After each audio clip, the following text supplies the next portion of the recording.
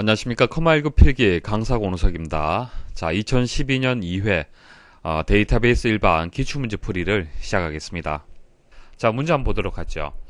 다음 중 테이블에서 각 데이터 형식의 필드 속성에 대한 설명으로 옳지 않은 것은, 자, 테이블을 우리가 만들 때 데이터 형식이 여러 가지가 있었습니다. 날짜, 시간도 있었고요. 숫자, 텍스트 여러 가지 형식들이 있었죠. 그리고 각각의 형식마다 또 필드 속성이라고 해서 세부적인 설정을 할 수 있었습니다. 자, 실습을 하면서 설명을 드리겠습니다. 자, 1번 텍스트의 필드 크기는 최대 255자까지 지정할 수 있다. 이건 뭐 암기할 수밖에 없네요. 그죠? 자, 텍스트로 설정하게 되면은 필드의 크기가 255자로 기본적으로 설정이 됩니다. 물론 여러분들 수정할 수도 있죠. 그래서 1번은 맞는 설명이고요. 2번 날짜, 시간은 미리 정의된 형식을 선택하거나 사용자 지정 형식을 입력할 수 있다.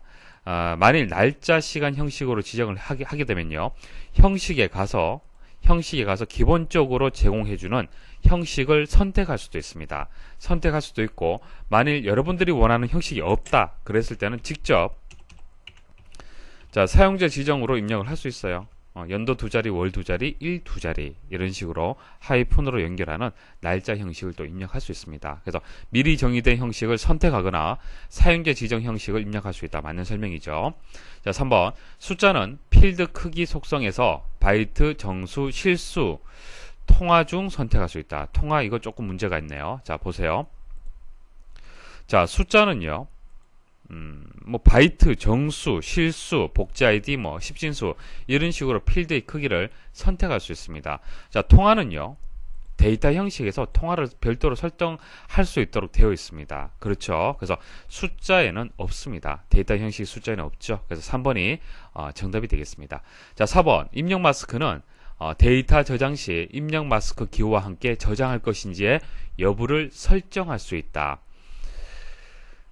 자, 만약 주민번호를 하나 만든다. 자, 주민번호는요, 앞자리 6자리, 뒷자리 7자리, 그리고 하이픈으로 연결되어 있습니다. 미리 입력 틀이 정해져 있죠. 이렇게 입력 틀이 정해져 있을 때는 입력 마스크를 이용하면요, 정확하고 신속하게 입력을 할 수 있습니다. 자, 여기 입력 마스크를 한번 설정을 해볼게요. 자, 입력 마스크 마법사를 실행을 하겠습니다. 자, 주민번호 선택을 하고요. 자, 다음 버튼 누르고요. 자, 다음 버튼 누르시면은 데이터를 어떻게 저장하시겠습니까? 라는 이제 메시지가 나옵니다. 그래서 기호하고 같이 저장하는 방법, 기호 없이 저장하는 방법이 있어요. 기호와 함께 저장을 하겠다 선택을 하게 되면은, 자, 데이터 입력할 때, 자, 보세요. 자, 숫자를 쭉 입력하시면은 자동으로 앞자리 6자리, 뒷자리 7자리로 입력이 되고요. 그리고 입력 마스크 기호, 하이픈하고 같이 입력이 됩니다. 자, 이렇게 실수할 수가 없겠죠. 더 이상 입력이 안 되지 않습니까? 자, 그래서 4번에 대한 설명은 맞습니다. 그래서 3번이 정답이 되겠습니다. 다음 중 그룹화된 보고서의 그룹 머리글과 그룹 바닥글에 대한 설명으로 옳지 않은 것은, 1번 그룹 머리글은 각 그룹의 첫 번째 레코드 위에 표시된다. 맞는 설명이죠. 자, 아래쪽 한번 보십시오. 자, 본문이 이렇게 들어가고요. 본문의 머리글은 위쪽, 자, 본문의 바닥글은 아래쪽 이렇게 표시가 됩니다.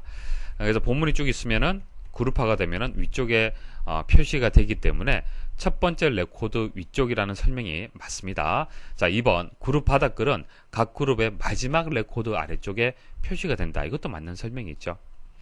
자, 3번 그룹 머리글에 계산 컨트롤을 추가하여 전체 보고서에 대한 요약값을 계산할 수 있다. 이거 맞는 설명 같지만은 아닙니다. 보세요. 자, 그룹 머리글은 말 그대로 그룹에 대한 요약 정보를 표시할 수 있는 겁니다. 그래서 전체 보고서에 대한 요약값을 계산한다라고 설명을 했기 때문에 틀렸습니다. 전체 보고서에 대해서는 어디서 표시를 할 수 있습니까? 자, 보고서 바닥글에서 이렇게 표시할 수 있는 거죠. 자, 이게 계산 컨트롤이 되겠죠. 자, 등호에서 함수 입력되어 있는 이 컨트롤이 이제 계산 컨트롤이 되고요. 그룹 머리글에 만일 입력이 되면은 그룹에 대한 요약값을 계산을 하는 겁니다. 전체 보고서에 대한 요약값은 보고서 바닥글에 입력을 해야 됩니다. 4번 그룹 바닥글은 그룹 요약과 같은 항목을 나타내는데 효과적이다. 맞는 설명이죠. 폼에서 데이터 원본으로 사용하는 테이블의 필드 값을 보여주고 값을 수정할 수 있는 컨트롤로 가장 적절한 것은 테이블을 만들고요. 자, 테이블 만들어서 레코드가 입력되어 있겠죠. 자, 이건 뭐 성명 필드, 뭐 이것은 뭐 과목 필드, 뭐 이런 식으로 필드가 있을 겁니다. 그럼 우리가 폼을 만들 때 이렇게 필드를 가지고 오죠.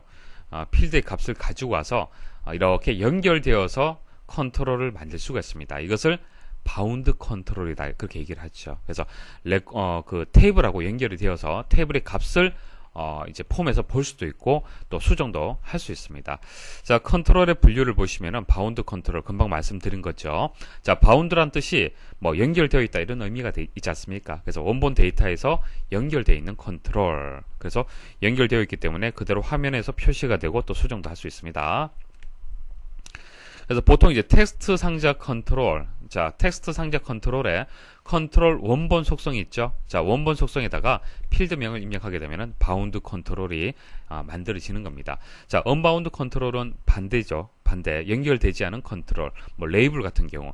레이블은 단순히 그냥 데이터가 그냥 표시가 되는 거죠.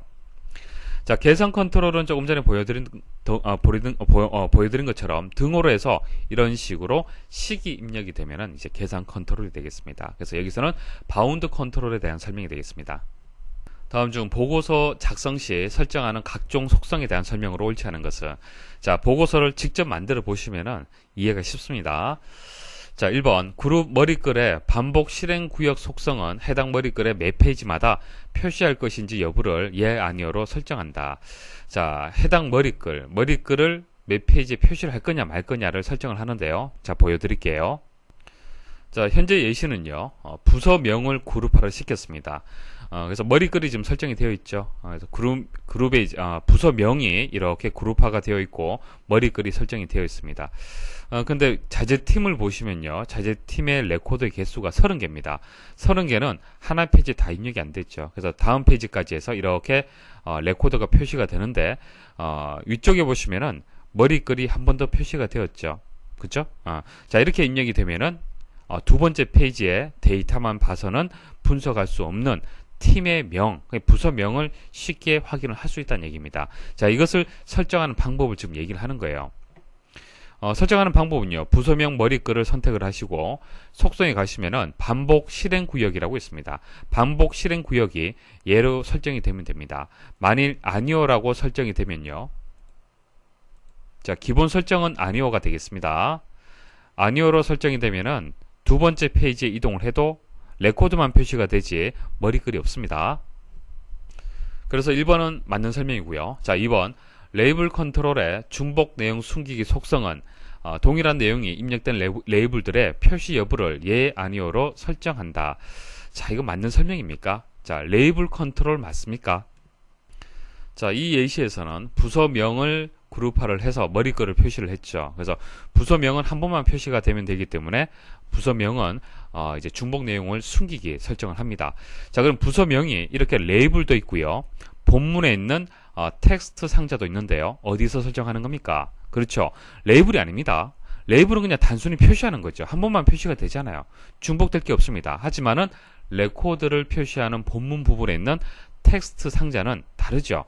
텍스트 상자에서 자, 중복 내용 숨기기를 예 설정을 하셔야 돼요. 예 설정하지 않으면요, 아니오로 설정하게 되면은 자, 부서명이 이렇게 중복해서 입력이 됩니다. 그래서 해당 텍스트 상자에 중복 내용 숨기기를 예로 설정을 하셔야 돼요. 자, 예로 설정하게 되면은 한 번만 표시가 됩니다. 자, 정답은 2번이 되겠네요. 레이블이 아니고요, 텍스트 상자 컨트롤이라고 얘기를 해야 됩니다. 3번 텍스트 상자 컨트롤에 컨트롤 원본 속성 값으로 함수나 수식을 사용할 경우에는 등호를 먼저 입력한다. 자, 등호를 입력해서 만들어지는 컨트롤을 계산 컨트롤이다, 그렇게 얘기를 하죠. 자, 3번은 맞는 설명이고요. 4번 본문의 다른 배경색 속성은 표시되는 레코드에 대해 배경색 속성과 교대로 표시될 배경색을 지정한다. 자, 지금 그림 보시면요, 그 레코드가 이렇게 그대로 이렇게 나열이 되면은 레코드하고 레코드를 구분하기 좀 어렵습니다. 그래서 첫 번째 레코드의 배경색과 두 번째 레코드의 배경색, 그리고 그 다음 그 레코드, 그 다음 레코드, 이런 식으로 번갈아 가면서 배경색을 설정할 수 있습니다.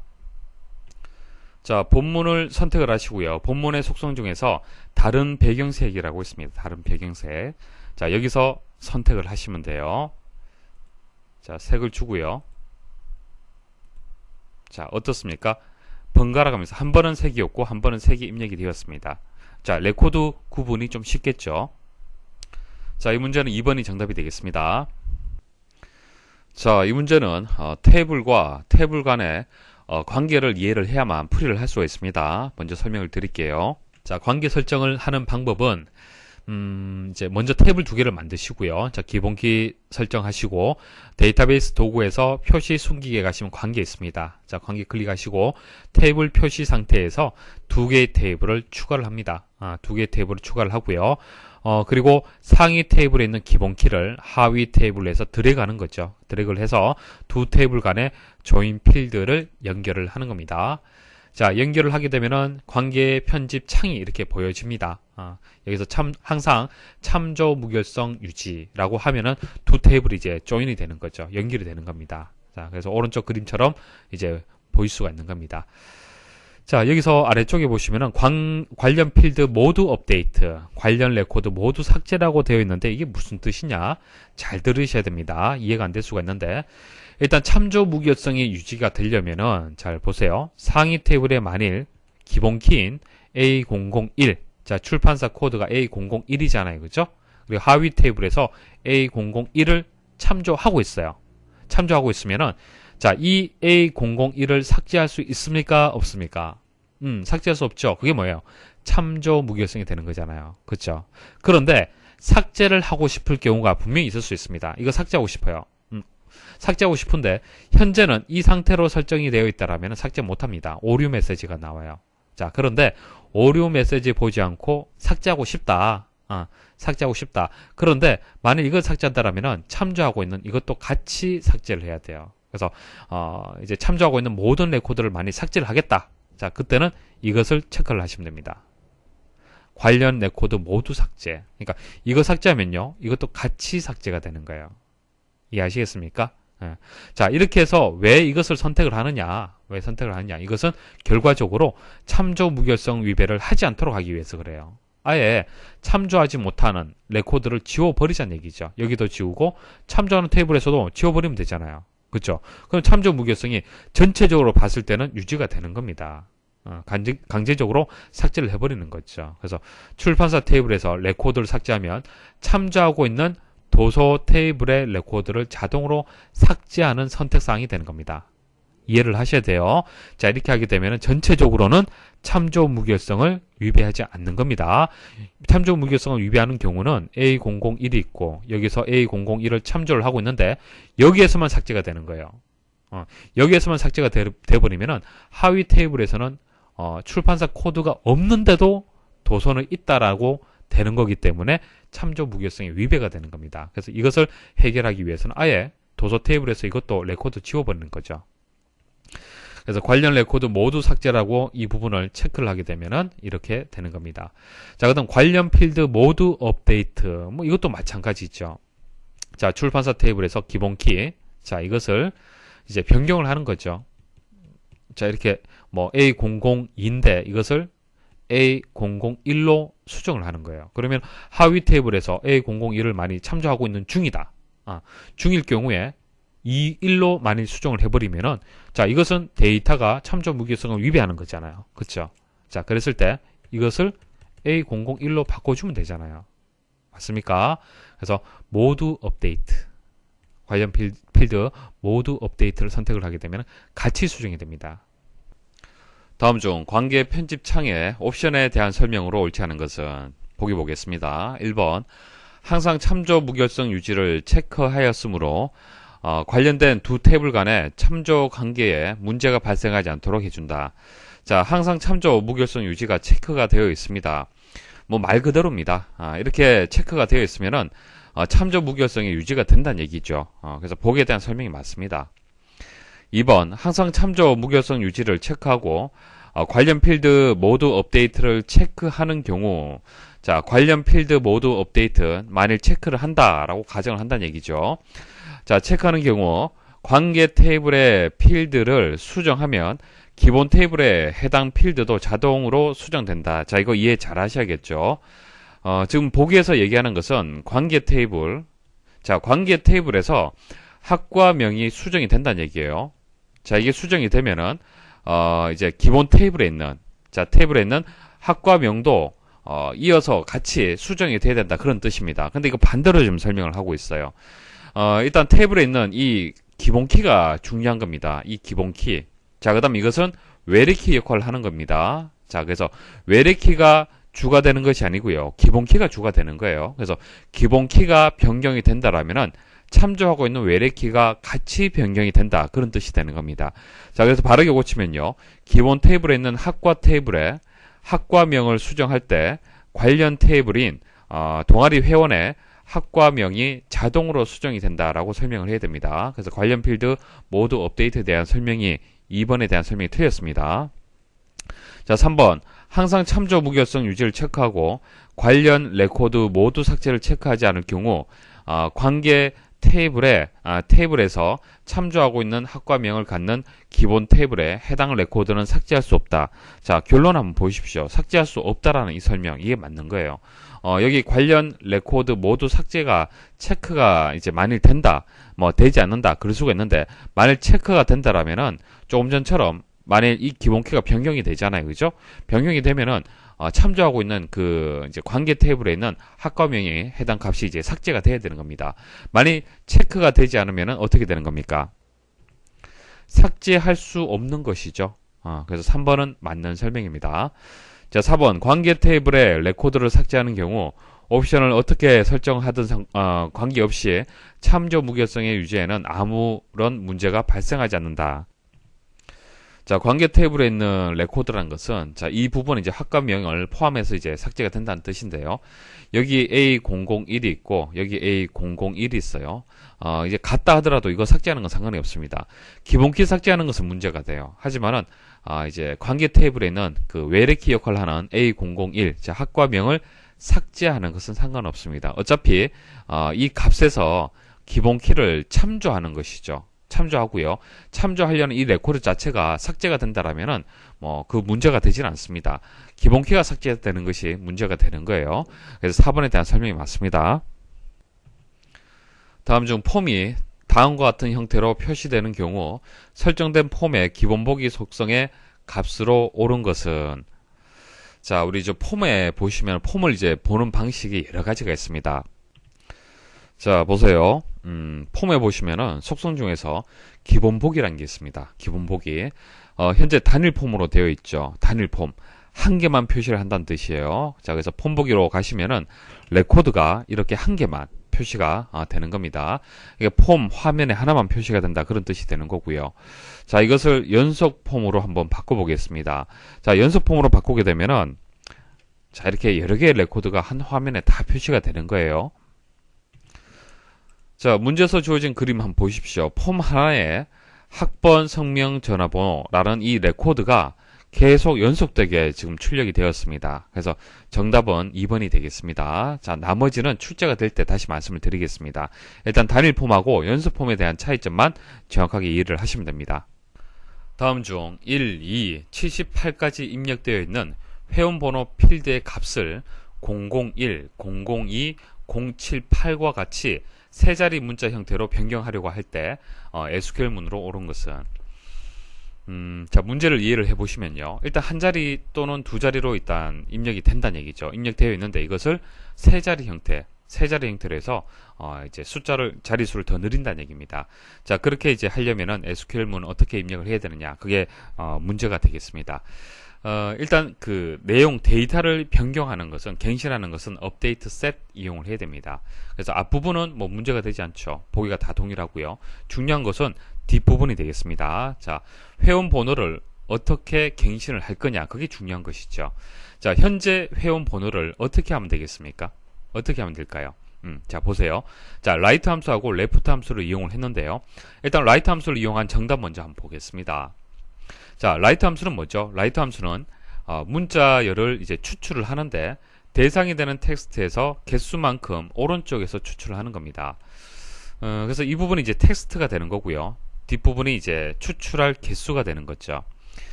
이게 무슨 뜻이죠? 00을 앰프센트로 해서 회원 번호에다 붙였습니다. 붙였어요. 그러면 회원 번호가 1일 때는 어떻게 되겠습니까? 001이 되겠죠.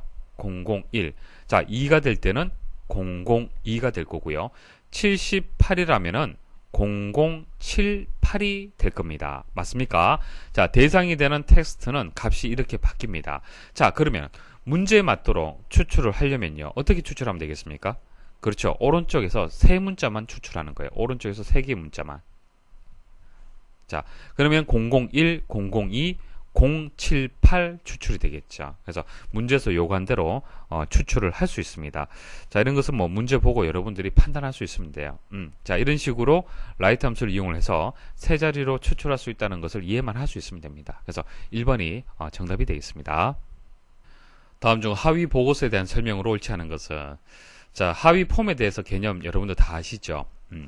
자, 하위 폼과 개념은 동일합니다. 보고서로 만들면 이제 하위 보고서가 되는 거예요. 그래서 보고서 안에 삽입되는 또 하나의 보고서를 하위 보고서다, 그렇게 얘기를 합니다. 주로 이제 1대 다의 관계에 있는 테이블이나 쿼리를 효과적으로 표시를 할 수 있죠. 예를 들어서 테이블 1이 있고, 자, 테이블 2가 있어요. 테이블 2에는요, 자, 부서 코드가 있고 부서명. 그래서 부서 코드가 A일 때는 부서명이 뭐 가가 되고, 뭐 B일 때는 나가 되고, 이런 식으로 부서 이제 코드 표가 있습니다. 이게 테이블 2에 있고요. 테이블 1에는 각각의 부서 코드별로 해서 부서명들의 리스트가 있습니다. 이렇게 쭉 있어요. 자, 그럼 부서 코드가 여기도 있을 거고요. 서로 이렇게 관계 형성이 되겠죠. 그러면 1대 다의 관계가 되는 겁니다. 하나의 코드에 여러 명의 사원들이 연결이 될 겁니다. 자, 이것을 이제 하위 보고서로 한번 만들어 보겠습니다. 자, 테이블 2에는 코드 부서명이 있고요. 테이블 1에는 사원들의 리스트가 있습니다. 각 사원들은 코드 값을 또 가지고 있습니다. 그래서 코드를 가지고 두 테이블이 서로 이제 연결이 될 수가 있습니다. 자, 이렇게 테이블이 만들어져 있고요. 이제 1대 다라고 봤을 때 이게 1이 되고, 테이블 1이 이제 다가 되는 겁니다. 1대 다의 관계를 가지는 겁니다. 자, 한번 보고서를 만들어 볼게요. 보고서 마법사를 통해서 테이블 2에 있는 모든 필드를 가지고 오겠습니다. 그러니까 테이블 2를 이제 기본이 되는 보고서로 만들 겁니다. 주가 되는 보고서로 만들 거고요. 자, 이 보고서에서 자, 이제 하위 보고서를 만들 겁니다. 자, 간단하게 만들어 볼게요. 자, 컨트롤에서 이제 하위 폼, 하위 보고서 클릭을 하십시오. 자, 쭉 드래그 하시고요. 자, 기존 테이블 및 쿼리를 사용을 하겠다 체크하시고, 다음 버튼 누르시고, 테이블 1에 있는 모든 필드를 가지고 오겠습니다. 마침 버튼 누르시고요. 자, 그러면은 어떻게 됐습니까? 보고서 내에 또 하위 보고서가 입력이 되었죠. 자, 인쇄 미리 보기 들어가시면요. 자, 보시면 자재팀일 때 그때의 이제 사원들의 리스트, 그리고 물류팀일 때 사원들의 리스트를 하나의 이제 보고서 양식에서 바로 볼 수 있습니다. 그래서 서로 연결되어 있는 상태를 쉽게 확인할 수가 있습니다. 자, 1번 보시면은 하위 보고서는 1대 다의 관계에 설정되어 있는 테이블의 데이터를 출력할 때 유용하다. 금방 보여드렸고요. 자, 주 보고서와 연결된 하위 보고서는 주 보고서의 현재 레코드와 관련된 레코드만 표시된다. 그러니까 코드하고 같은 코드 값을 가지는 이제 하위 보고서의 값이 같이 표시가 되는 거죠. 맞는 설명이 되겠습니다. 3번 하위 보고서의 기본 보기 속성 값은 보고서 보기와 레이아웃 보기 중 선택할 수 있다. 자, 하위 보고서에서요. 하위 보고서에 이제 그 보고서 이제 속성에 가시면은 자, 기본 보기라고 있습니다. 자, 기본 보기가 보고서 보기가 있고 인쇄 미리 보기 이렇게 두 가지가 있습니다. 자, 그래서 3번이 틀렸죠. 레이아웃 보기가 아니라 인쇄 미리 보기라고 해야 됩니다. 그래서 3번이 정답이 되고요. 4번 하위 보고서에서도 그룹화 및 정렬 기능을 설정할 수 있다. 예, 기능에 제한은 없습니다. 그대로 그룹화 및 정렬 기능도 하위 보고서에서 할 수 있습니다. 자, 하위 보고서의 나머지 특징들 정리해보면요. 테이블, 쿼리, 폼, 다른 보고서를 이용하여 하위 보고서를 작성할 수 있다. 자, 테이블을 가지고 와서 보고서를 만들 수도 있고, 쿼리를 가지고 와서 보고서를 만들 수도 있다는 얘기예요. 자, 하위 보고서의 개수는 제한이 없다. 자, 하위 보고서는 얼마든지 이렇게 추가를 할 수 있습니다. 추가하시면 되고요. 자, 하위 보고서를 7개의 수준까지 중첩할 수 있다. 자, 하나의 이제 그 주 보고서가 있고, 주 보고서 내에 하위 보고서가 들어가고, 또 하위 보고서에 또 하위 보고서가 들어갈 수도 있다는 얘기예요. 7개 수준까지 가능하다는 얘기입니다. 다음 중 관계형 데이터베이스에 대한 설명으로 옳지 않은 것은, 자, 관계형 데이터베이스는요, 데이터를 테이블 형태로 해서 저장하는 것을 관계형 데이터베이스라고 얘기를 하는 겁니다.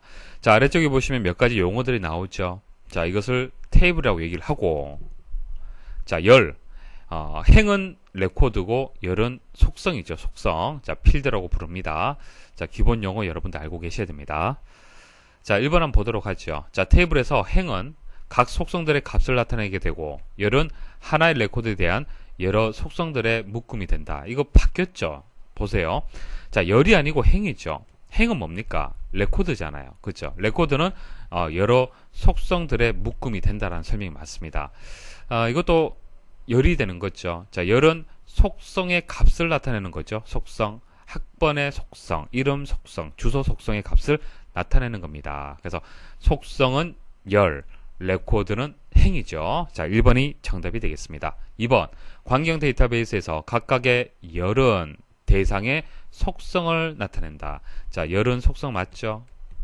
자, 3번, 테이블의 열들을 나타내는 속성들 중 각 행을 유일하게 구별할 수 있게 하는 속성을 기본키로 지정한다. 자, 기본키가 있어야만 다른 레코드하고 다른 행하고 구분할 수가 있겠죠. 그래서 보통 뭐 학번이라든지 뭐 주민번호라든지 아이디 이런 것들을 이제 기본키로 정의를 합니다. 자, 맞는 설명이에요. 각 행을 이제 각 레코드를 유일하게 구별을 할 수 있습니다. 자, 관계형 데이터베이스는 모든 데이터들을 테이블과 같은 형태로 나타내어 저장한 것이다. 자, 테이블 얘기 나오면 관계형 데이터베이스 맞습니다. 다음 중 테이블의 필드 속성에서 인덱스를 지정할 수 없는 데이터 형식은, 자, 먼저 인덱스에 대해 설명을 좀 드릴게요. 자, 인덱스라는 것은 색인입니다. 책의 앞뒤에 보면은 색인이 다 있을 겁니다. 색인이 있는 이유가 뭐죠? 왜 색인을 이용하는 겁니까? 책의 내용을 좀 더 빨리 찾기 위해서 색인을 이용을 하잖아요. 데이터베이스도 마찬가지입니다. 자, 데이터베이스 내에 수많은 자료들이 많습니다. 그 자료들을 좀 더 빨리 찾을 수 있도록 도와주는 것이 인덱스가 하는 역할이에요. 자, 데이터베이스에서 원하는 데이터를 좀 더 빨리 찾을 수 있도록 각각의 데이터의 위치 정보를 모아둔 것, 그것을 인덱스라고 하는 거고요. 테이블에 레코드에 대한 액세스를 빠르게 수행할 수 있도록 하는 그런 특징을 가지고 있습니다. 자, 우리가 테이블을 만들 때 하나의 테이블에는 여러 개의 필드들로 구성이 되어 있습니다. 뭐 학번, 이름, 주소, 연락처 이런 식으로 있다고 가정을 할게요. 자, 이렇게 레코드들이 쭉 있겠죠. 자, 그러면은 이제 여러 개의 레코드 중에서 좀 내가 찾고자 하는 레코드를 좀 빨리 찾을 수 있도록 하려면은 이제 만약 학번을 주로 이제 검색할 때 많이 이용을 한다라고 가정을 할게요. 학번 필드를 많이 이용을 한다. 그러면 이 학번을 이제 인덱스로 정의를 하는 거예요. 인덱스로 만들게 되면은 이 학번에 대해서 각각의 레코드들을 대표한다고 보고 그 위치값, 자, 이 레코드들의 위치값을 따로 보관을 해요. 따로 보관을 합니다. 그게 인덱스가 되는 겁니다. 자, 기본적인 개념 아시겠습니까? 책에 보면은 이게 뭐 그 책의 내용이라고 치면은 색인이 별도로 존재를 하잖아요. 그죠? 자, 이 학번에 뭐 A001일 때 페이지가 몇 페이지에 있다. 이런 식으로 별도의 색인이 있잖아요. 그죠? 마찬가지입니다. 데이터베이스에도 인덱스라는 것을 별도로 이렇게 둬서 레코드를 좀 빨리 찾을 수 있도록 그렇게 도와주는 그런 역할을 하는 겁니다. 자, 그때 아무 필드에나 인덱스를 정의해서는 안 되고요. 일반적으로 검색을 자주 하는 필드, 뭐 학번 같은 필드에다가 인덱스를 정의하는 것이 바람직합니다. 자, 그럼 인덱스를 한번 정의를 해볼게요. 자, 여기 보시면 요금 코드라는 게 있습니다. 자, 요금 코드가 있는데 일단 필드 속성에 보시면은 기본적으로는 이제 인덱스가 정의가 안 됩니다. 자, 인덱스를 정의하고 안 하고는 데이터베이스를 설계하는 사람의 어떤 그 마음에 따라서 달라지는 것이죠. 그러니까 이 필드를 어떻게 이용을 하겠다라는 그 목적에 따라서 달라지는 겁니다. 그래서 기본적으로는 아니오라고 되어 있고요. 자, 이것을 설정할 수 있어요. 그래서 얘는 필드로 사용하겠다는 뜻이고, 중복 가능은 이제 필드로 이제 일단 그 인덱스로 이용을 하겠지만은 뭐 A001 또 다른 값이 A001 이런 식으로 값이 중복이 가능하다는 얘기예요. 중복될 수 있다는 얘기고, 중복 불가능 같은 경우에는 기본키처럼 기본키는 중복되어서는 안 되죠. 여러분도 사실 학번 같은 경우에는 중복되어서는 안 됩니다. 그럴 경우에는 중복 불가능으로 설정을 해야 되는 겁니다. 자, 그런데 데이터 형식이 일반적인 형식들은 상관이 없는데, 자, OLE 개체로 한번 선택을 해볼게요. 자, OLE 개체로 선택을 해버리면은 OLE 개체의 속성 자체가 없습니다. 인덱스라는 속성 자체가 없어요. 이해하시겠습니까? 그래서 OLE 개체는요, 인덱스를 정의할 수가 없는 겁니다. 자, 이렇게 하면 정답이 나왔죠. 정답 나왔는데, OLE 개체에 대해서 설명을 좀 더 드려보겠습니다. 자, OLE 개체라는 것은, 데이터와 데이터를 연결하는 방법으로 연결된 데이터는 수정될 때 함께 수정되어 저장된다. 자, 무슨 뜻이냐면은, 만일 포토샵에서 그림을 하나 만들었어요. A라는 그림을 하나 만들었습니다. 자, 그 다음 문서 편집기. 자, 아래 한글에서 자, 이 A라는 그림을 삽입을 해서 문서를 하나 만들었어요. 자, 이렇게 삽입해서 만들었습니다. 자, 이때 이제 포토샵에서 이 A라는 그림을 수정하잖아요. 수정을 하면요, 이 문서 아래 한글에서 삽입된 이 사진도 같이 수정이 되는 겁니다. 자, 그 기능이 OLE 이제 방식 개체가 되는 겁니다. 자, 개념은 이해를 하시겠죠. 그래서 이런 이제 OLE 개체로 해서 이제 데이터 형식이 지정이 되었을 때는 인덱스하고는 좀 적합하지 않다라고 봐야 됩니다. 그래서 텍스트라든지 뭐 숫자라든지 이런 것은 가능하지만은 OLE 개체는 안 된다는 거 기억을 하십시오. 다음 중 XS의 보고서 작성에 대한 설명으로 옳지 않은 것은 1번 보고서를 작성해 놓으면 데이터가 변경된 경우 새로운 보고서를 작성할 필요 없이 해당 데이터에 대한 보고서를 다시 출력하면 된다. 자, 보고서는 테이블이나 쿼드를 이용을 해서 보고서가 만들어지는 겁니다. 자, 데이터는 테이블이나 쿼리에서 가지고 있는 거고요. 보고서는 하나의 틀만 유지를 해주는 거예요. 그래서 테이블이나 쿼리에서 데이터가 A001이 A002로 만일 바뀌잖아요. 데이터가 바뀐다 그러면은 보고서를 수정하는 것이 아니고요. 이 보고서를 다시 한번 출력을 해주면 되는 겁니다. 어차피 원본 데이터는 테이블하고 쿼리가 가지고 있기 때문에 보고서는 그것을 가져와서 이 보고서 틀을 출력하는 거잖아요. 그래서 데이터는 바뀌지 않는다는 얘기예요. 아시겠습니까? 그래서 데이터가 변경된 경우에는 보고서를 다시 출력하면 되는 거예요. 다시 작성할 필요가 없습니다. 자, 2번 엑셀 데이터와 같은 외부 데이터를 연결한 테이블을 이용하여 보고서를 작성할 수도 있다.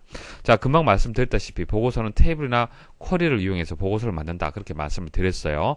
자, 근데 테이블 중에서도 엑셀에서 만든 테이블이 있을 수가 있고요. 외부에서 가지고 와서 테이블을 만들 수도 있습니다. 외부하고 연결해서 테이블을 만들 수가 있어요. 그래서 여기서는 이제 엑셀이라고 얘기를 했는데, 만약 엑셀 파일이 있어요. 자, 이 엑셀 파일을 연결해서 테이블을 만든 경우에도 이것을 가지고 보고서를 작성할 수 있다. 그렇게 기억을 하시면 됩니다. 제한이 없다는 얘기예요. 자, 3번 표나 레이블이 미리 인쇄되어 있는 양식 종이를 이용하여 보고서를 인쇄하는 경우 페이지 설정 대화 상자에서 데이터만 인쇄를 선택한다. 자, 설명을 드릴게요. 이제 보고서의 양식을 하나 이렇게 우리가 만들잖아요. 그죠? 자, 이렇게 만들었어요. 자, 이렇게 만들었습니다. 자, 이렇게 만들었을 때, 뭐 여기 보고서 제목도 들어갈 거고요. 뭐 레이블도 들어가고 실제 뭐 데이터도 이렇게 표시가 될 건데요. 표나 레이블이 미리 인쇄되어 있는 양식 종이, 그러니까 이 보고서 양식을 미리 그 출판사에 맡겨서 양식을 만들었어요. 양식을 만들어서 여기 데이터만 쏙 넣게 되면은 보고서가 만들어질 수 있도록 미리 양식을 종이를 만들었습니다. 자, 그러면은 A4지 비워져 있는 여기에다가 보고서를 인쇄할 수도 있지만은 양식 종이에다가도 보고서를 인쇄를 할 수 있어요. 그러니까 이 데이터만 쏙 넣어주면은 되는 거잖아요. 그렇죠? 자, 그때는 이제 설정을 좀 해줘야 됩니다. 자, 설정을 페이지 설정 대화 상자에서 데이터만 인쇄라는 게 있어요. 데이터만 인쇄 선택을 하게 되면 데이터만 인쇄가 되는 겁니다. 그러니까 보고서의 보고서 제목이라든지 레이블, 그러니까 학번 이름, 학번 이름, 주소, 연락처 이런 레이블이 위쪽에 인쇄가 되잖아요. 그죠?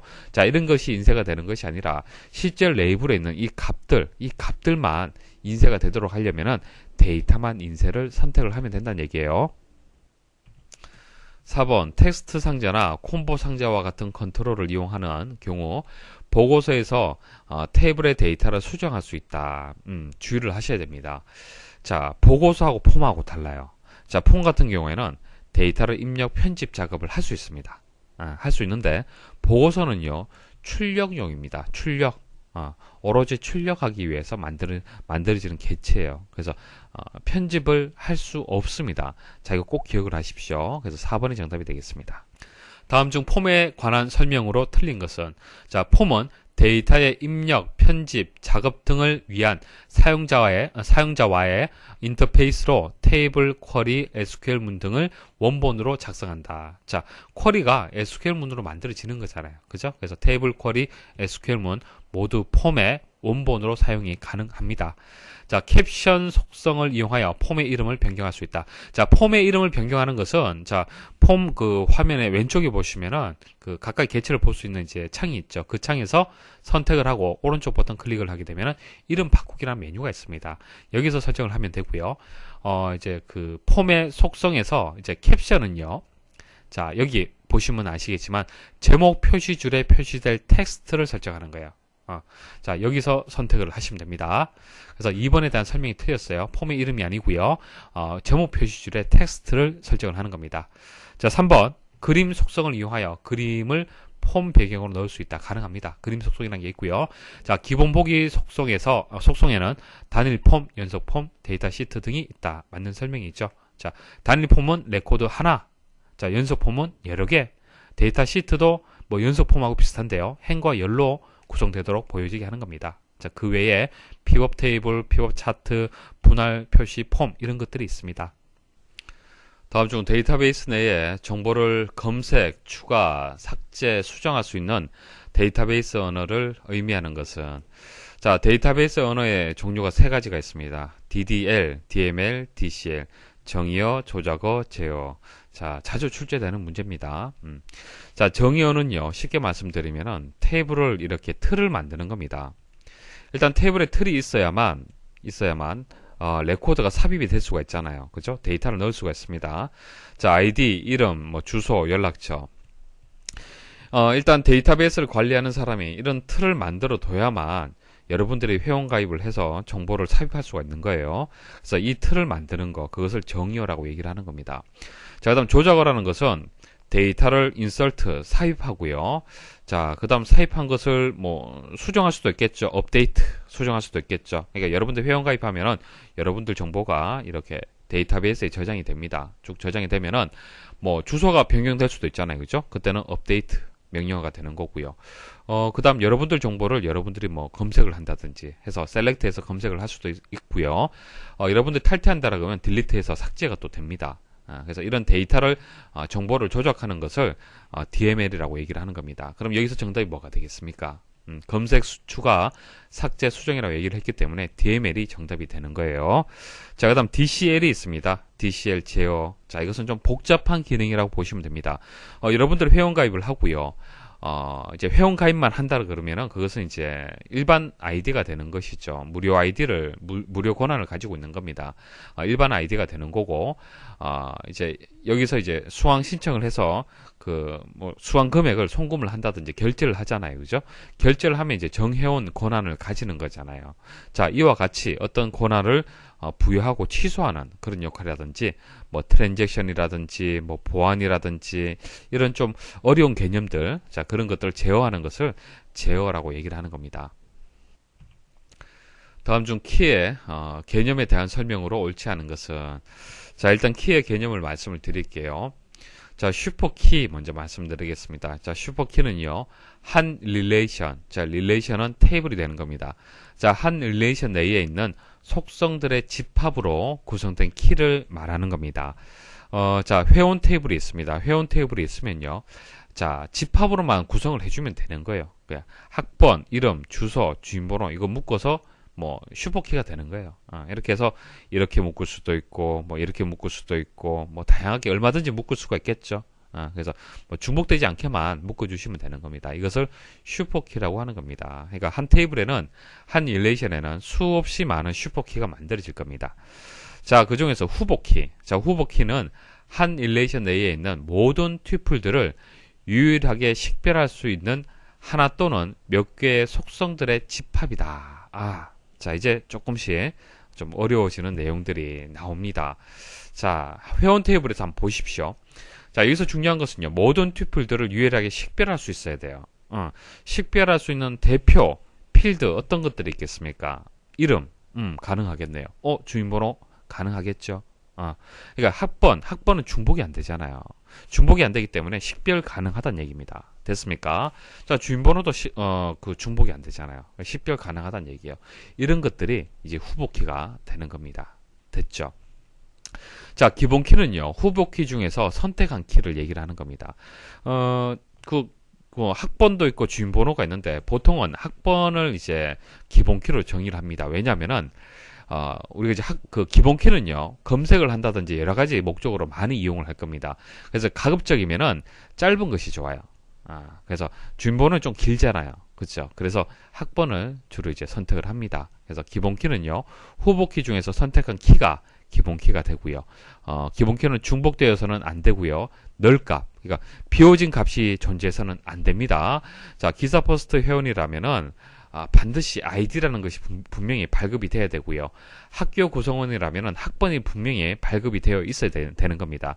없는 경우는 있어서는 안 된다는 얘기예요. 그러니까 널이라는 것은 정보 부재를 뜻하는 겁니다. 정보가 없는 상태.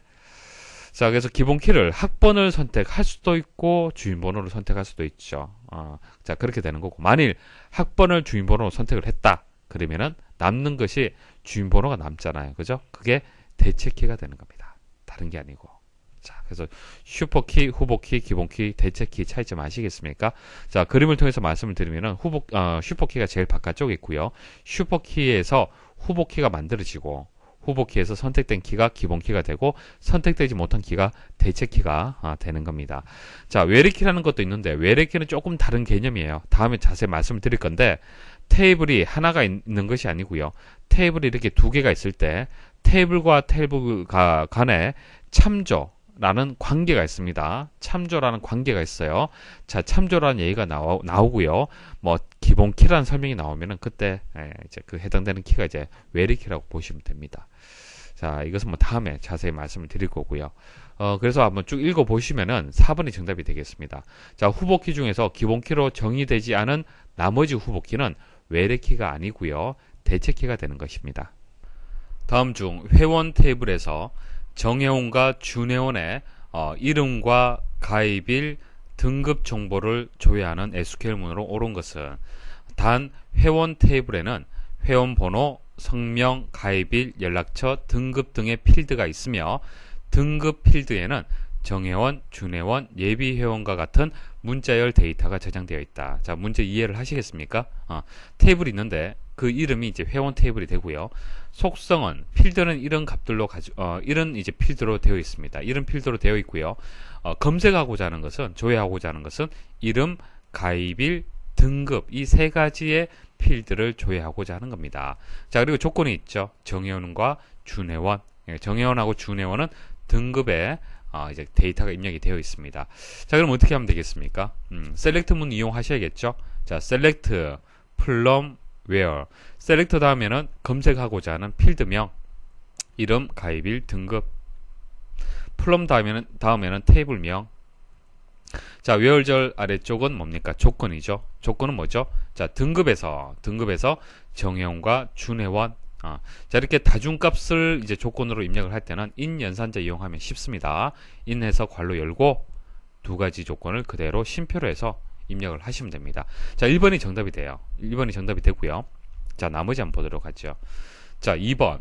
자, 2번 쭉 잘 가다가 자, 등급에서 등호를 이용을 했네요. 자, 등호 같은 경우에는 단일 값일 때, 자, 등호 뭐 정회원이다 혹은 준회원이다 이런 식으로 한 가지 값이 지정이 될 때, 조건으로 지정이 될 때는 등호 이용하시면 돼요. 하지만은 두 가지 조건이잖아요. 그렇죠? 정회원이거나 준회원. 그렇기 때문에 in 연산자를 이용을 해야 됩니다. 자, 3번에서 사용한 like 연산자는 뭐죠? like는 어떨 때 이용을 하는 겁니까? 자, like는 뭐 특정한 문자로 시작해서 뭐 시작한다, 뭐 김시성을 가지는 뭐 이런 조건 주어졌을 때 그때 사용되는 연산자가 되겠습니다. 그리고 between은 뭐죠? between은 어디서 어디까지? between A and B 하면 A부터 B까지의 범위를 나타낼 때 그때 사용을 하는 거죠. 그래서 나머지는 뭐 적당하지 않고요. 1번이 정답이 되겠습니다. 다음 중 매크로 함수 output2에서 개체 유형이 테이블인 경우 출력 가능한 형식으로 옳지 않은 것은 자, 테이블을 자, 우리가 이제 여러 가지 개체 형식으로 해서 내보내기 할 수 있습니다. 내보내기 할 수 있는데 내보내기 할 때 아웃풋 할 때 데이터베이스 개체를 이제 엑셀, 텍스트, 서식이 있는 텍스트 형식으로 내보내기가 가능해요. 근데 좀 생소한 게 있습니다. 자세히 보시면은 스냅샷이라는 게 있어요. 스냅샷.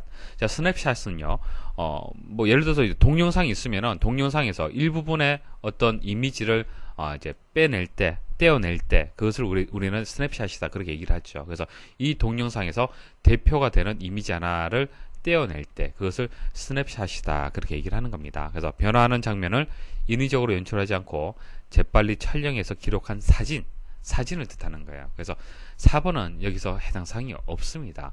자, 보시면은 txt 그리고 서식이 있는 텍스트 해당이 되고요. htm 자, 이런 것은 다 익숙하게 여러분들이 학습을 할 때 접했던 용어들이 있죠. 그래서 1번, 2번, 3번은 맞아요. 맞는데 4번은 해당 사항이 없습니다. 다음 중 XS 2007에서 매개 변수 쿼리에 대한 설명으로 옳지 않은 것은 자, 매개 변수 쿼리를 한번 만들어 보겠습니다. 쿼리 한번 만들어 볼게요. 자, 쿼리 디자인에 가서 내가 필요로 하는 이제 테이블을 가지고 오겠습니다. 자, 매출 테이블을 가지고 올게요. 자, 필요로 하는 필드를 가지고 오겠습니다. 만일 여기까지만 입력을 하고요. 데이터 시트 보기로 이동을 하게 되면은 테이블에 있는 값이 그대로 다 표시가 되죠. 그래서 조건을 입력하지 않았기 때문에 모든 레코드가 모든 필드의 값들이 다 표시가 됩니다. 자, 그런데 이렇게 이제 쿼리를 만드는 것이 아니고요. 조건에다가 자, 대괄호로 입력을 하는 겁니다. 대괄호 입력을 하시고요. 매출 번호 입력 자, 이렇게 해서 조건을 한번 입력을 해볼게요. 대괄호로 묶어서 메시지를 입력을 하겠습니다. 자, 그리고 데이터 시트 보기로 이동을 하게 되면은 데이터 시트 보기가 바로 보여지지 않고요. 대화 상자가 나옵니다. 매개 변수 값을 입력하라는 메시지가 나오고요. 매출 번호 입력은요. 조금 전 제가 조건에서 입력했던 그런 이제 문자열이 이렇게 표시가 됩니다. 그래서 여기 매출 번호가 1에서 4까지 이제 값들이 테이블에 입력이 되어 있습니다. 그래서 2라고 만약 입력을 하게 되면은 확인 버튼 누르면요. 테이블에 있는 자, 매출 테이블에 있는 매출 번호가 1에서 4까지 입력이 되어 있는데 2라고 입력을 했기 때문에 2의 레코드 값들이 쿼리에서 결과를 이렇게 보일 수가 있는 겁니다. 이해하시겠습니까? 자, 다시 한번 자, 매출 번호를 제가 없는 데이터로 입력을 해볼게요. 자, 이렇게 입력하게 되면 테이블에 없기 때문에 검색이 안 되죠. 결과가 안 나옵니다. 자, 개념 아시겠습니까? 자, 보기 한번 읽어볼게요. 매개 변수를 이용하면 쿼리를 열 때마다 사용자가 입력한 조건에 해당하는 것만 검색할 수 있다. 맞죠? 입력한 값이 1이다. 그러니까 테이블에 1이라는 데이터가 있어야만 결과에 이렇게 표시가 되는 겁니다. 2번 디자인 보기에 조건 행에서 조건 행에서 매개 변수 대화 상자에 표시할 텍스트를 대괄호로 묶어 입력을 한다. 맞고요. 3번 쿼리를 실행하면 매개 변수 대화 상자가 나타난다. 4번 쿼리 실행 시 매개 변수 대화 상자에 매개 변수 값으로 조건식을 입력할 수 있다. 순수한 값만 입력을 하셔야 돼요. 그러니까 조건식이란 것은 뭐 이런 식이죠. 1보다 크다, 뭐 1 이상이다, 이런 식으로 조건식을 이제 입력한다는 얘기인데 식을 입력할 수는 없습니다. 그래서 4번이 정답이 되겠습니다. 다음 중 액세스에서 보고서를 출력하기 위한 VBA 개체와 메소드로 옳은 것은, 자, 정답은 1번인데요. 나머지는 모르셔도 되고요. 자, 2cmd.open 레포트 반드시 기억을 하십시오. 자, 2cmd.open 레포트가 이제 의미하는 것이 보고서를 인쇄를 하라, 그런 명령이 되는 겁니다. 그리고 뒤에 보고서 이름이 들어옵니다. 그래서 이 보고서를 이제 인쇄를 해라, 자, 그런 뜻이 되는데 설명을 좀 드리겠습니다. 자, 우리 액세스에 보시면은 액세스에 이제 함수들이 있습니다. 매크로 함수라고 얘기를 하죠. 엑셀에도 보면은 함수가 있잖아요, 그죠? 마찬가지 액세스에서 매크로 함수가 있습니다. 매크로 함수. 자, 미리 프로그램으로 만들어 뒀습니다. 여러분들이 만드는 것이 아니라 미리 만들어 뒀기 때문에 이름만 알고 있으면 가져와서 이용을 하면 됩니다. 그래서 오픈 레포트라는 매크로 함수가 있습니다. 자, 오픈 레포트를 이용하게 되면은 말 그대로 레포트 보고서를 출력을 할 수가 있는 거예요. 자, 그런 함수가 있는데, 자, 이 액세스에 있는 매크로 함수를 이용을 하려면은, 자, VBA에서 비주얼 베이직이 되겠죠. 자, VBA에서는 이 매크로 함수를 그냥 가지고 와서 이용할 수는 없어요. 이용할 수는 없습니다. 자, 문제에서 VBA 개체와 메소드로 옳은 것은 이렇게 얘기를 했잖아요, 그죠? 비주얼 베이직에서 코드를 지금 입력을 한다라는 그런 의미가 되는 겁니다. 자, 그래서 VBA에서 이제 매크로 함수를 이제 오픈 레포트라는 것을 이용을 하고 싶은데, 자, 그러려면은 VBA 개체를 먼저 이용을 해줘야 됩니다. 그래서 doCMD, 자, 여기서 뭐 대소문자는 구별하지 않습니다. 소문자로 입력하셔도 되고 대문자로 입력하셔도 됩니다. 자, doCMD를 먼저 입력을 해줘야 돼요. doCMD는 매크로 함수를 비주얼 베이직 VBA에서 실행하기 위한 개체가 되는 겁니다. 그래서 먼저 개체, 자, 개체를 먼저 입력하고 그 다음 점 하고 뒤에 속성 아니면은 메서드가 들어오잖아요, 그죠? 자, 그 뒤에다가 오픈 레포트라는 매크로 함수를 이용할 수가 있는 겁니다. 이게 이제 메서드가 되는 거예요. 메서드. 자, 이해하시겠습니까? 그래서 doCMD, 자, 이와 같은 형식이 잘 나옵니다. 자, doCMD 개체를 이용을 해서 오픈 레포트 매크로 함수를 이용을 하는 겁니다. 자, 뒤에 이름이 들어가 주면 돼요. 보고서 이름이 들어가면 됩니다. 그래서 이 문제에서는 이제 개체하고 메서드로 옳은 것을 찾으라고 했기 때문에 doCMD.open 레포트를 선택을 하시면 됩니다. 자, 오픈 레포트는 디자인 보기라든지 미리 보기 상태, 자, 그런 상태로 보고서를 여는 함수고요. 프린터로 직접 인쇄도 할 수 있습니다. 아래 그림에 반필드와 같이 데이터 입력 시 목록 상자에서 원하는 값을 선택하려고 할 때 설정해야 할 필드 속성은, 보통 우리가 테이블을 이제 데이터 입력할 때요, 자, 이렇게 뭐 선택을 해서 입력하는 것이 아니라 다이렉트로 이렇게 입력을 하잖아요. 그것은 텍스트 상자 형식으로 되어 있기 때문에 그렇습니다. 자, 이거 여러분들 이제 목록 상자 형태로 해서 입력을 할 수 있는데요. 자, 보통 우리가 텍스트라고 형식을 설정을 하면요, 텍스트 설정을 하게 되면은 일반 탭 말고요, 조회 탭에 가시면은 컨트롤 표시에 텍스트 상자라고 선택이 됩니다. 자, 텍스트 상자라고 선택이 되면은 직접 데이터를 여러분들이 입력하는 거죠. 이게 텍스트 상자지 않습니까? 자, 이렇게 직접 입력을 하는 거고요. 만일 텍스트 상자로 하지 않고요, 자, 목록 상자로 바꿀 수가 있습니다. 텍스트 상자도 있고 목록 상자, 콤보 상자가 있는데요. 목록 상자로 선택을 하고요. 자, 행 원본 유형의 값 목록 하시고, 그 다음 이제 클릭을 했을 때 보여질 그 데이터들을 직접 입력하시면 돼요. 그래서 A, 세미콜론, B, 세미콜론, C 이렇게 입력을 하는 겁니다. 자, 그러면요, 자, 반을 입력을 할 때요, 직접 입력하는 것이 아니라 선택할 수 있도록 이렇게 목록 상자 형태로 해서 이제 값을 선택할 수 있도록 변경이 되는 겁니다. 자, 그래서 정답은 4번이 되겠습니다. 다음 중 XS2007에서 사용되는 함수에 대한 설명으로 옳지 않은 것은, 자, 2007로 변경이 되고요. 추가된 함수가 있습니다. 설명을 드릴게요. 잘 들으십시오. 자, 미닛 함수는요, 말 그대로 분을 반환하는 겁니다. 자, 인수로 입력받는 것은 시간입니다. 시간을 입력받아서 시간에서 분만 추출하는 거예요. 자, 예시 보시면은 2시 16분 48초라고 시간이 입력이 되었죠. 그 중에서 분만 이렇게 반환이 되는 겁니다. 자, 분을 나타내는 0에서 59 사이의 정수를 지정하는 베리언트, 인티저 형식을 반환한다. 자, 인티저는 정수를 뜻하는 겁니다. 정수. 자, 0에서 59 사이의 숫자가 정수가 되는 거잖아요. 그쵸? 자, 설명이 어려운데 결과적으로 시간에서 분을 추출한다. 그런 의미가 있습니다. 자, 2번 month name. 자, 지정한 월을 나타내는 문자열을 반환한다. 자, 예시 보시면요. 자, 2라고 입력되면 결과가 2월이 되는 거예요. 네, 그러니까 month name이 붙는 겁니다. 월이 붙는 겁니다. 자, 3번 date serial. 자, 연도 월 일을 입력받아요. 자, 입력받아서요. 날짜 형식으로 바꿔주는 겁니다. time serial. 시분초를 받습니다. 시분초를 받아서 시간을 반환해주는 함수가 되겠습니다. 그래서 함수명을 잘 보세요. 함수명을 잘 보시고 의미를 생각을 하시면 되겠습니다. time value는요. 자, 시간 형태의 문자열을 받습니다. 시간 형태의 값을 받아서 그것을 시간 데이터 형식으로 바꿔주는 겁니다. 뭐 비슷한 값이 입력이 되고 비슷하게 표시가 되는 것 같지만은 지금 입력된 것은 문자열 형태로 해서 입력이 된 거죠. 입력이 되고요. 시간 형태로 해서 이렇게 바뀌는 겁니다. weekday name. 자, 요일 번호를 받습니다. 요일 번호를 받아서 요일을 반환하는 건데요.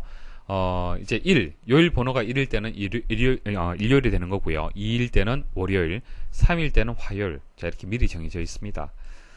자, 7번 string convert. 자, string은 이제 문자열을 뜻하는 겁니다. 자, string. 자, string. 자, 이것은 문자열을 뜻하는 거고요. convert는 뭡니까? 변환의 의미가 있죠. 그래서 두 개의 인수를 받습니다. 문자열 받고요. 이 문자열을 변환을 하는데 어떤 형식으로 변환할 거냐? 형식을 또 받습니다. 자, 예시 보시면은 A, B, C에서 숫자 1이 들어갔죠. 형식에. 숫자 1은요, 대문자입니다. 대문자로 바뀌게 돼요. 자, 숫자 2는요, 소문자로 바뀌게 됩니다. 자, 이거 외에도 여러 가지 형식이 있는데, 뭐 이런 의미가 있다라는 정도 아시면 됩니다.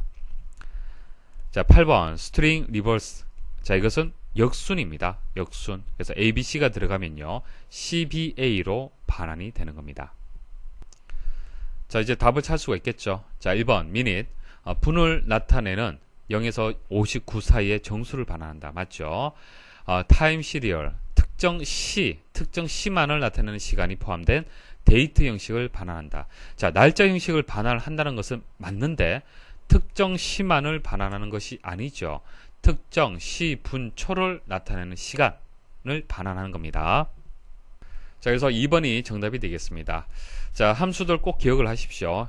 이런 문제들은 앞으로 반복해서 나올 가능성이 있습니다. 자, 강의 들으신다고 수고 많이 하셨습니다.